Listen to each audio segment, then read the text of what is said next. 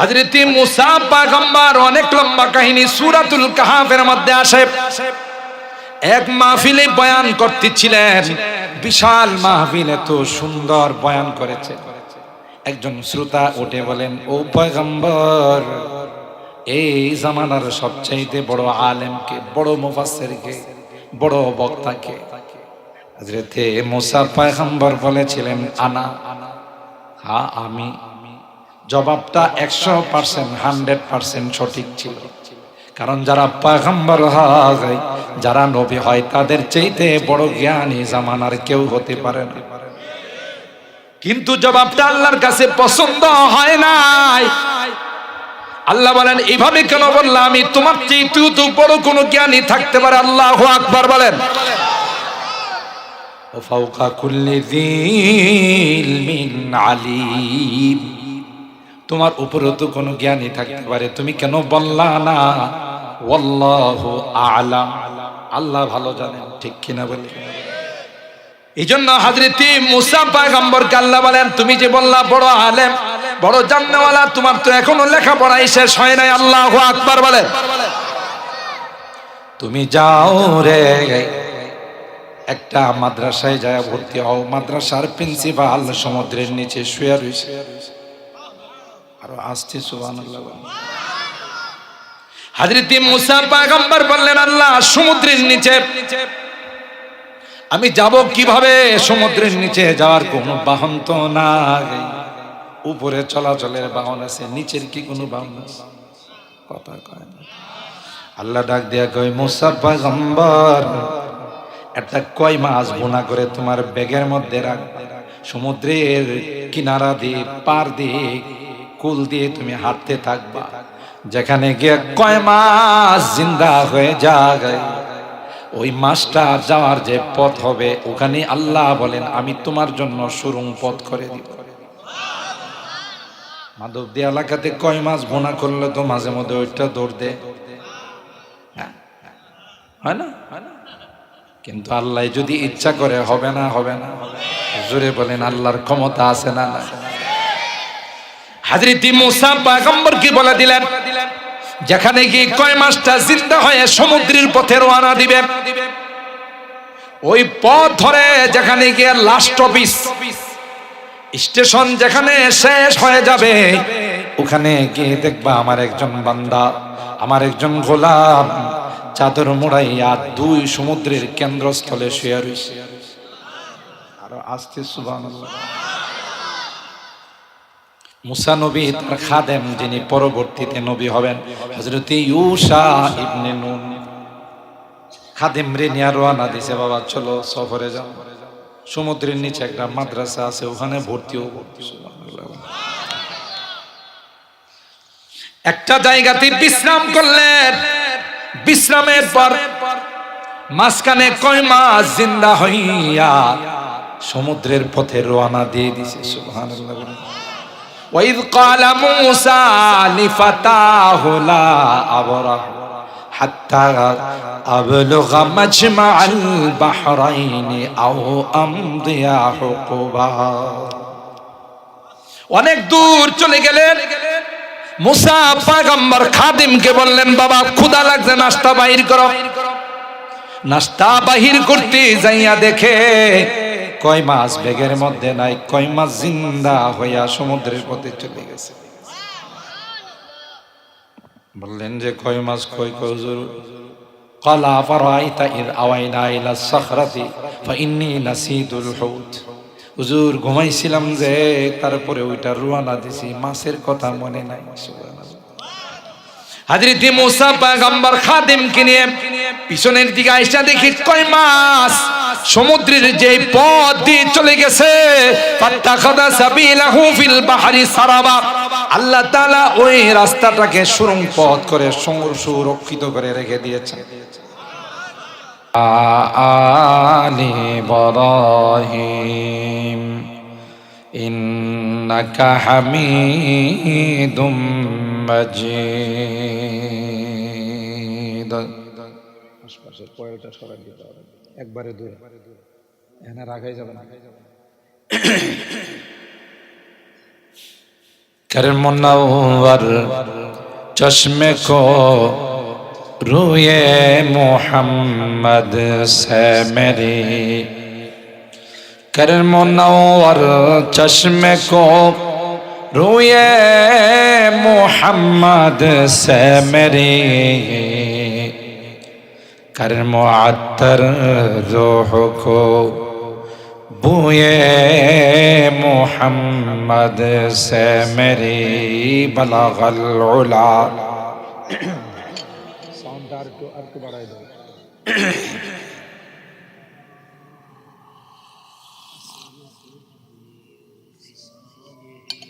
सल्लो अलैहि व आलिहि, दे मुझे इश्क़ मुहम्मद और मुहम्मदियों में गिन, दे मुझे इश्क़ मुहम्मद और मुहम्मदियों में गिन, ओ मोहम्मद ही मोहम्मद विरदो मेरा रात दिन, बलगल उला।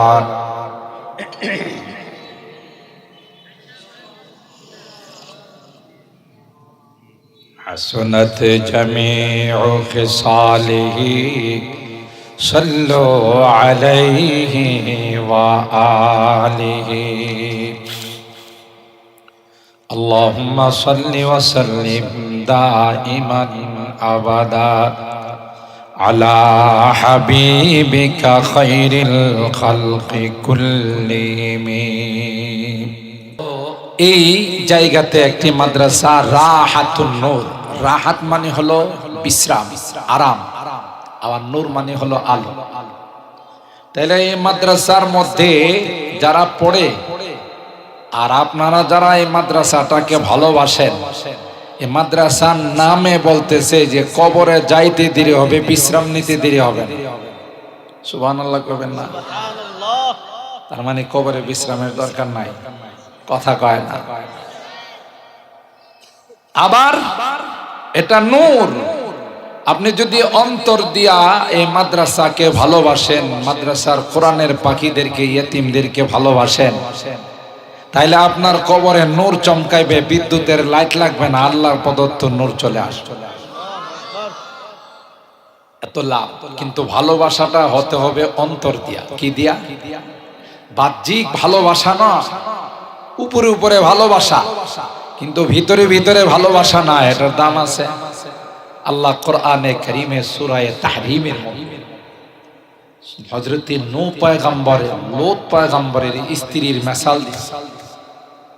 আবার এদিক দিয়া বিশ্ব সন্ত্রাস মিস্টার ফেরাউনের স্ত্রীর মিসাল দিয়েছে, দৃষ্টান্ত দিয়েছে।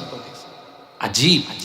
বরাবাল্লাহু মাসালান লিল্লাযীনা কাফারু ইমরাআতা নূহ ওয়া ইমরাআতা লূত কানাতা তাহতা আবদাইনি মিন ইবাদিনা সালিহাইনি ফাখানাতাহুমা ফালাম ইউগনিয়া আনহুমা মিনাল্লাহি শাইআ وقيل ادخلا النار مع الداخلين।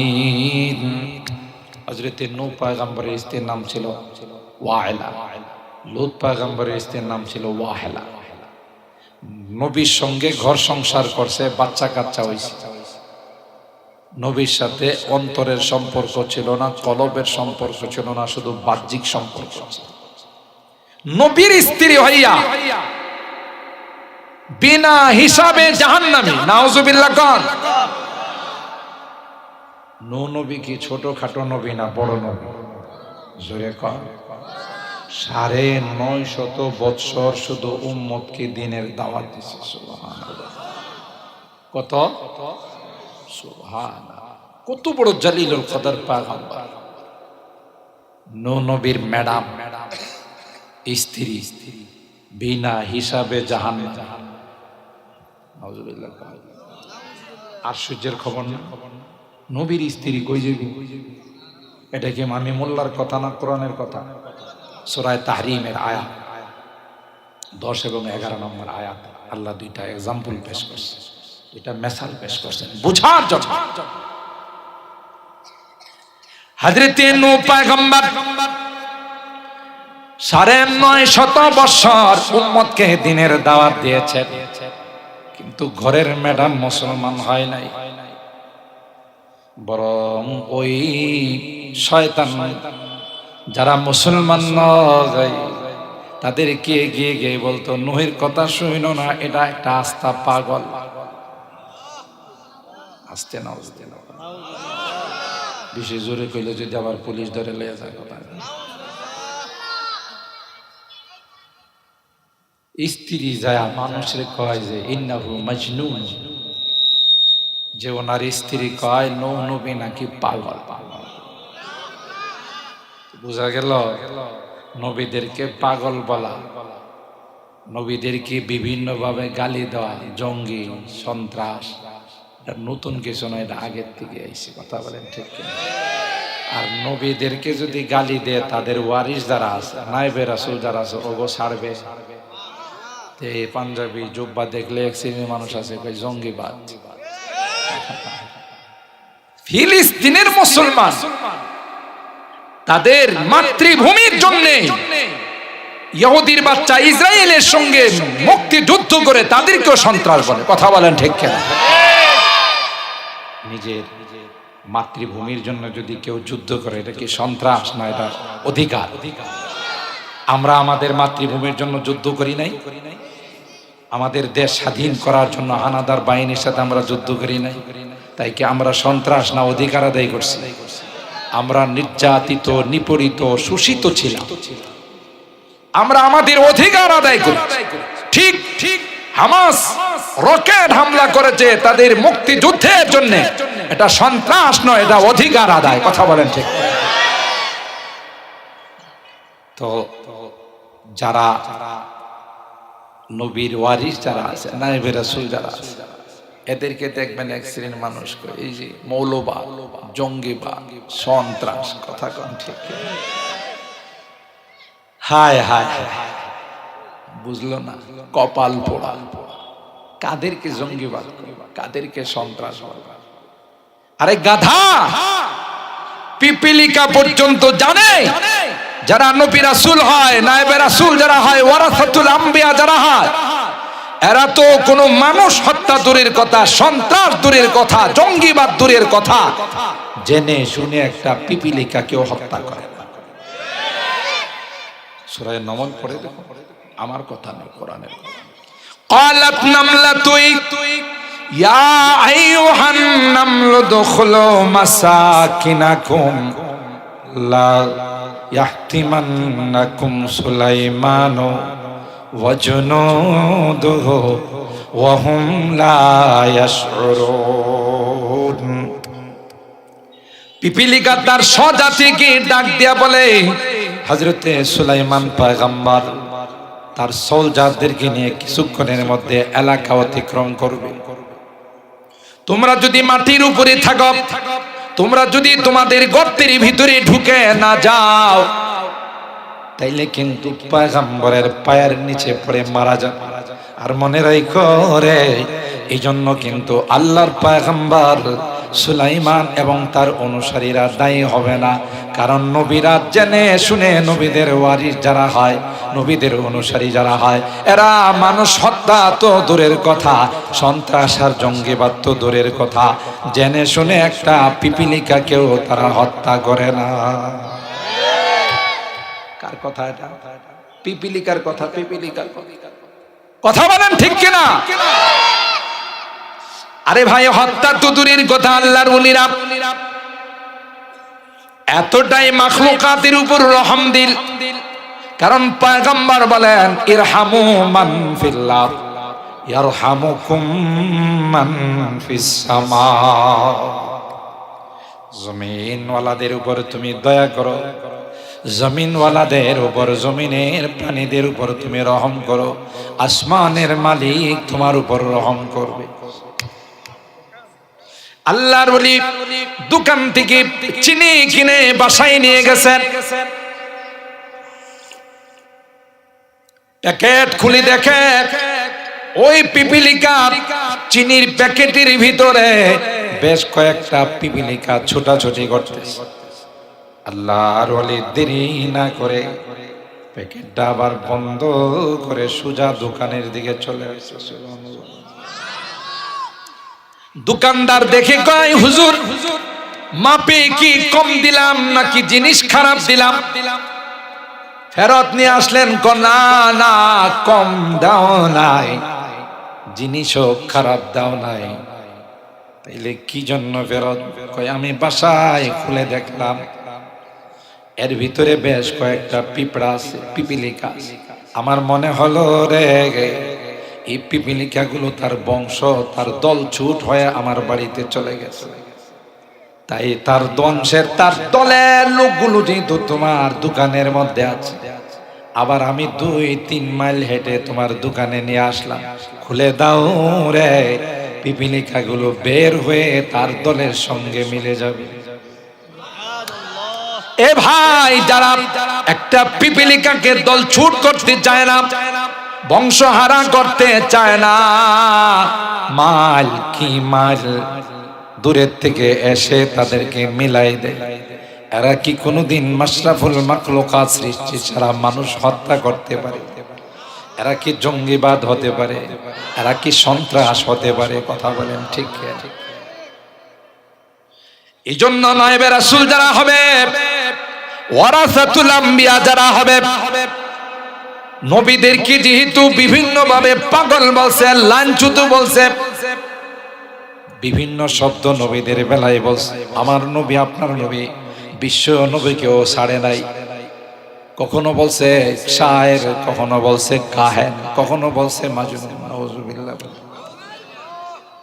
হযরত নূহ পয়গম্বরের স্ত্রী মানুষের যায় কয়ার কথা শুনো না, একটা পাগল। পয়গম্বরের স্ত্রী কি কয়? পাগল। কপাল কত পুড়ছে চিন্তা করছে। যেখানে এত বড় নবীর ঘর তোর আল্লাহ মিলাই দিছে। আরে গাধা, আরে মগা, তুই তো সবার আগে জান্নাতে যাওয়ার কথা। হযরত নূহ পয়গম্বরের সন্তান কেনান জান্নাতি না জাহান্নামী?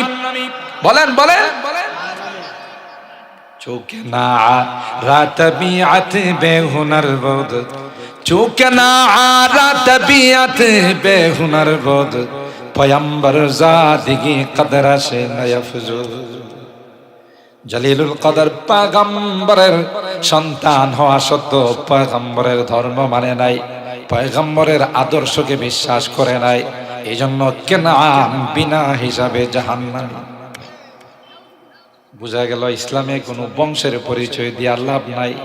আমি খান বংশের, আমি পাঠান বংশের, আমি ভুইয়া বংশের, আমি সৈয়দ বংশের, লাভ নাই। পয়গম্বর সাইয়্যিদাতু নিসায়ে আহলিল জান্নাহ হযরতে ফাতেমাতুজ জাহরা রাদিয়াল্লাহু তাআলা আনহা, যিনি সাইয়্যিদাতু সমস্ত জান্নাতি রমণীদের লিডার, তার 2 জন সন্তান হাসান হুসাইন সাইয়্যিদা শাবাবে আহলিল জান্নাহ, জান্নাতি যুবকদের লিডার। বাবা হলেন বিশ্বনবী রহমতে আলাম, 2 জাহানের সরদার, সাইয়্যিদুল কাউনাইন ওয়াস সাকালাইন, নবিউল আম্বিয়া ওয়াল মুরসালিন, ইমামুল আম্বিয়া ওয়াল মুরসালিন। স্বামী হলেন ইসলামের 4র্থ নাম্বার খলিফা। কথা বলেন ঠিক কিনা? তার কি গুণের কোনো অভাব আছে? এরপরও আল্লাহর পয়গম্বর ফাতেমা কি ডাক দেয়া কয়, ইয়া ফাতেমা আনকিদি নাফসাকি মিনান নার ফাইন্নী লা উগনি আনকি মিনাল্লাহি শাইআ।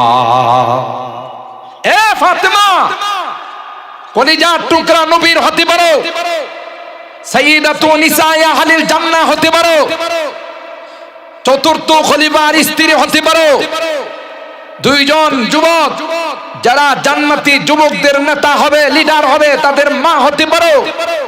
কিন্তু তোমার আমল যদি খারাপ হয়ে যায়, তোমার আমল যদি নষ্ট হয়ে যায়, তুমি যদি গুনাহগার হয়ে যাও, আমি নবীও তোমার কোনো উপকারে আসবে। কথা বলেন ঠিক কি?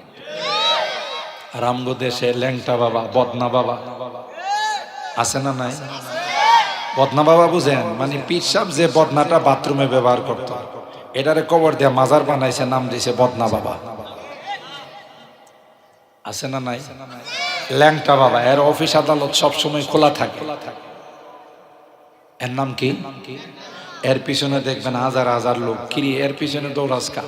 এর দিকে দেখোস না ল্যাংটা হয়ে চলতেছে, আমি এই জন্যই তো দৌড়াই। সবার অফিস আদালত ঢাকা আছে কাপড় দিয়ে, একটা খোলা, কোনো ইশারা না পাইলে কি অফিস আদালত খুলে ফেলাইছে? এ বলে ইশারা পাইছি, কথা কয় না। আরে এরকমের পীর আছে না নাই? ল্যাংটা শাহ, কথা কয় না। তাইলে এইভাবে ফরস্তরক্ষীরা ঘুরে বেড়ায়, এর পিছনে মানুষ ঘুরে, কয় যে বলে কামেল, কথা কয় না। হায় হায়, মানুষ কত কি বলবো, এটা কি আন্ধা হইছে, অন্ধ হইছে। আমি একবার আমার মিরপুর বাস স্ট্যান্ড কেন্দ্রীয় জামে মসজিদ থেকে সকালবেলা হাঁটতে বেরিয়েছি। আমার পাশে একটা মার্কেট আছে, এটার সামনে দেখি যে মানুষের জটলা, ফজরের পরে মানুষের জটলা কেন? আমি ভাবছি হয়তো অ্যাক্সিডেন্ট করছে কেউ। তো গিয়া একটু আগাইলাম, যে দেখি, আগায় দেখি যে মাঝখানে একটা বসা আছে, এটার দাড়ি মোট সমান, ঠুটমুট কিছুই দেখা যায় না, বুঝছেন তো? দাড়ি আর মোষ লম্বা, আর ঠোঁটমুট কিছুই দেখা যায় না, আর চুলও নোংরা অবস্থা। তো কাছে গেছি বলে দেখেছি বিদেশি সেন্ট নাকে লাগতেছে, তার মানে হলো দুর্গন্ধ। এর পাশে বেশ কিছু মানুষ বসা, মহিলারাও বসা, বাতাস করতেছে, ফল ফ্রুট অভাব নাই। আবার একটু আগায় দেখি যে কয়েকজন মহিলা বলতেছে, বাবা বাবা একটা সন্তান, একটা সন্তান, মানে এর কাছে সন্তান চাইতেছে। আমি কই যে হায় হায়, কই কি রে? আমি একজন নিজে গেলাম, কেডা? উনি কে? উনি কামেল। কামেল তো বুঝাই যাইতেছে যে সেন্ট আসতেছে, উনি কি গোসল টোসল করে না? বছরে একবার গোসল করে, এই জন্যই তো ইনটেক সেন্ট বাইরিতেছে। একটা মানুষ যদি বছরে একবার গোসল করে, হের কাছে যাওয়া যাব, হনুমানের গন্ধ থেকে আরো বেশি খারাপ গন্ধ বেরিয়ে। কথা বলেন ঠিক কেনা? তা আমি বললাম, এবার কি মাঝখানে কোনো নাপাক টাপাক হয় না? হইল নাপাক, এটা উইরা জায়গা। কথা বুঝছেন? নাপাক হইলে বলে কি হয়ে যা, এটা উইরা চলে যা। তা আমি বললাম, তো কামেল কেমনে হইলো? কামনে এখন ওখানে দেখছেন, এখানে আপনার ঢাকা, একটু পরে দেখবেন চট্টগ্রাম। আমি বললাম যে ইবলিস রে এখন এখানে দেখছেন, একটু পরে সৌদি আরব। আমার হ্যাঁ কি কইলেন? না, কামেল যদি ওরাল দিলে কামেল হয়, তাহলে ইবলিস তো এর সাথে বড় কামেল। কথা কয় না? আমি বললাম যে ইবলিস তো আরো বড় কামেল। মানুষ কত বড় বেকুফ, হ্যাঁ গোসল করে না, গায়ে গন্ধের কারণে দেওয়া যায় না, হ্যাঁ বলে কামেল। এর কাছে গিয়ে কি চাইতেছে? যারা ওর কাছে সন্তান চাইতেছে, ওর ইমান আছে না গেছে? সন্তান দেওয়ার মালিককে, ছেলে দেওয়ার মালিককে, মেয়ে দেওয়ার মালিককে, সব কিছুর মালিককে, সুখ দুঃখের মালিককে। হায় হায়, এরকমের ধোঁকাবাজ সমাজের মধ্যে অভাব নাই। কথা বলেন ঠিক কিনা?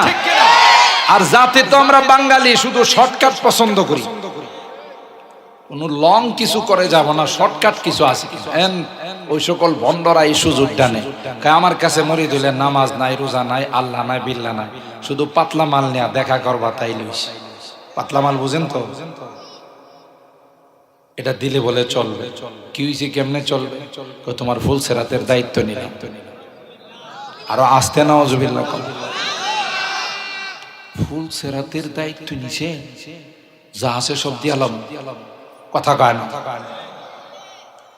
তো মুরিদের দাওয়াত দিছে, পিসাবের মাঝে মধ্যে মুরিদরা দাওয়াত দেয় না, মুরিদের বাড়িতে যাওয়া লাগে, জমিনের আইল দিয়ে। আর আইলের অবস্থা তখন 12টা বাজে আর আধা ঘন্টা বেশি বাজে, কথা বলেন ঠিক কিনা? আগে তো আইল মোটা ছিল, এখন দুই পাশের জমিনওয়ালা কাটতে কাটতে কাটতে কাটতে এটা আঙ্গুলের। আপনাদের মাধবদী এলাকা এরকম নাই? অন্য এলাকা হ্যাঁ আছে? এই আইল কাটতে কাটতে এটারে একবারে আঙ্গুলের মতো বানায় ফেলাইছে। পিসাব যে আইল দিয়া মুরিদের বাড়িতে যাইবার লাগছে, স্লিপ কাইটা বইরে গেছে। আইল চিকন্ত স্লিপ কাইটা মুরিদদের টনক নড়ে গেছে। কিরি আমাদের ফুলসেরাতের দায়িত্ব নিছে, আর হুজুররা ওমর ফারুক সাহেব হুজুর সহ আর বড় বড় হুজুররা মসজিদে বয়ান করে, বিভিন্ন মাহফিলে বয়ান করে। হুজুররা কই ফুলসেরাতের বলে চুলের চেয়েও চিকন আর হীরার চেয়েও ধার, আইলটা তো চুলের চেয়ে মোটা, কথা কয় না। এই ভন্ডের বাচ্চা আইল পার হইতে পারে না, স্লিপ কেটে পড়ে যায়। ফুলসেরাত পার করবো কোথেকে? চুর পাকড়া গায়ে, কথা কয় না। ধরা পড়ছে না? পড়ছে না? একেবারে সব মুরিদরা জায়গাতে সাইজ করছে। ভন্ড কোথাকার, আইল দিয়া যাইতে পারিস নাই তুই ফুলসেরাত পার করবি, কথা কয় না।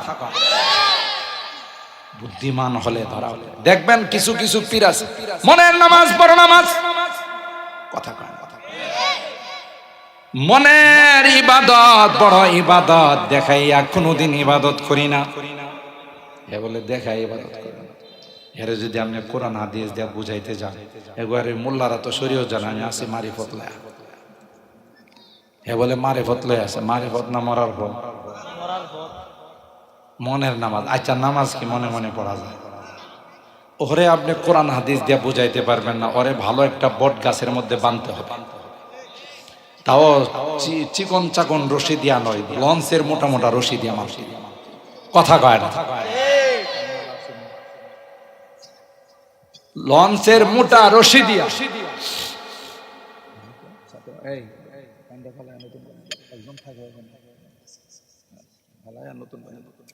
মুহতারাম হাজিরিন, বুঝার জন্য বলছি, এটা আমার কথা নয়। আল্লাহ নবী বলেন কিয়ামতের পূর্বে দাজ্জালের আবির্ভাব হবে। এই দাজ্জালের চেলাদের আবির্ভাব হবে ঈমানের ডাকাত, কথা বলেন ঠিক কিনা? আমার আপনার ঈমান ডাকাতি করার জন্য আসে। তো এখন এর যদি আপনি কোরআন হাদিস দিয়ে বুঝেন, কয়েন মিয়া রাখেন, আমরা আছেন শরীয়ত। আমি তো এটা পার হইয়া এই ক্লাস লেখাপড়া করে আরেক ক্লাসে উঠে গেছিল মারিফত। হ্যাঁ শরীয়ত মানে না, মারিফত। আচ্ছা কন্ত কোনোদিন দুধ ছাড়া কি ঘি হয়? তো শরীয়ত আর মারিফতের সম্পর্ক হলো দুধ আর ঘিয়ের মতো। দুধ ছাড়া যেমন ঘি হয় না, শরীয়ত ছাড়া মারিফত হয় না, কথা কয় না। হে বলে শরীয়তের ক্লাস পাশ করে মারিফতের ক্লাসে গেছে। এরে করতে কি করতে হবে জানেন? আরে সকালবেলা ভালো করে খাওয়া দাওয়া করে বট গাছে বাঁধতে হবে। দুপুরের সময় যখন ওর ক্ষুধা লাগবে তখন চিল্লাবে, এই ক্ষুধা লাগছে খানা দাও। তখন ওরে বলতে হবে মনের খানা বড় খানা, কথা কয় না।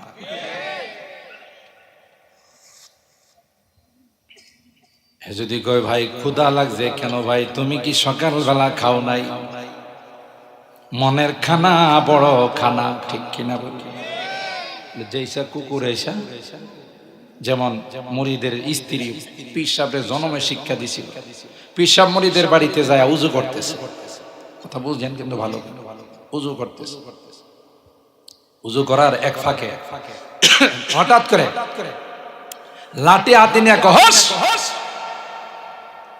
সবাই অবাক, খিরি এনে কোনো কুকুর নাই, বিড়াল নাই, মোরগ নাই, কিছু নাই, হে তারাই লুকি, বুঝছেন কথা? উজু শেষ হইছে পরে একজন মরিদ কো, খাজা বাবা, গাঞ্জা বাবা, কেবলা বাবা, হ্যাঁ আপনি কি তাড়াইলে? আমরা তো কিছু দেখব না। তোদের কি মারিফতের চোখ আছে? না বাবা, না বাবা নাই। আমি যখন উজু করতেছিলাম তখন খানায় কাবার ভিতরে কুকুর ঢুকতেছিল। আসতে না ওজুবিল্লাহ কোন, আসতে না। পন্ড কি দেখছে? আপনারা যারা হজ উমরা করছে, যারা জান না, এরা কইতে পারেন কাবা শরীফের দরজাটা কি উঁচা না নিচা? দেখেন না ছবির মধ্যে? যারা জান নাই তারা তো লাইভে ছবিতে দেখেন অনেক উঁচা, হাত দেওয়া নাগাল পাওয়া যায়। কাবা শরীফের ভিতরে হলে কুকুর না, তাহলে কুকুরটা কত লম্বা হইব? কথা কয়। দুই নাম্বার হলো গোটা মক্কা আনাচে কানাচে তালাশ করলে একটা কুকুর পাবেন না, বিড়াল আছে কুকুর নাই, ঠিক না? ওখানে কুকুর আইলো কেমন? আবার আইসে ওখানে ঢুকতেছিল, বাংলাদেশ থেকে হুশ করছে, এটা গেছে কথা কয়।